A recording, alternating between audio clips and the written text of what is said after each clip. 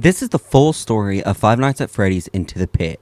No theories, no guessing, just exactly what the game shows us. Because in this game, you don't just explore a haunted place, you step directly into the past. The game follows a young boy named Oswald, who lives a quiet and uneventful life with his father.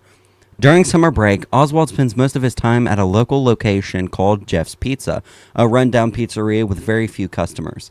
Inside the building, there's an old ball pit, and that's where everything begins. While exploring Jeff's Pizza, Oswald climbs into the ball pit, but instead of staying inside the building, he is suddenly transported to a different version of the pizzeria. This location is brighter, more active, and filled with children. The environment is clearly from an earlier time period. Oswald is able to move freely, interact with the environment, and return to the present by using the ball pit again. While inside this past version of the pizzeria, Oswald witnesses a man wearing a yellow rabbit suit. The man is seen interacting with children inside the building. At one point, Oswald sees the man lead children away. The game presents this moment directly without explanation. Oswald is not stopped or acknowledged during these events, but he clearly observes what is happening. After leaving the ball pit, Oswald returns to his normal life. However, things are no longer the same. When he gets home, his father is present, but begins acting differently. His behavior becomes unusual and unsettling compared to earlier in the game.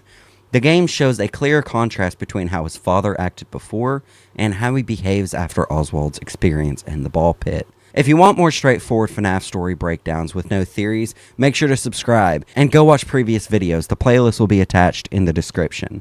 As the story continues, Oswald goes back and forth between the present-day Jeff's Pizza and the past version accessed through the ball pit. Each visit reveals more of the earlier pizzeria environment. Meanwhile, in the present, his father continues to behave in a way that suggests something has changed. Oswald reacts to these changes with concern and confusion. The yellow rabbit character appears again as the game progresses. This figure is shown as a direct presence within the pizzeria sequences. The game presents the character as a threat to Oswald. Encounters with this figure create chase and danger sequences where Oswald must avoid being caught. Toward the end of the game, Oswald returns to the ball pit once again.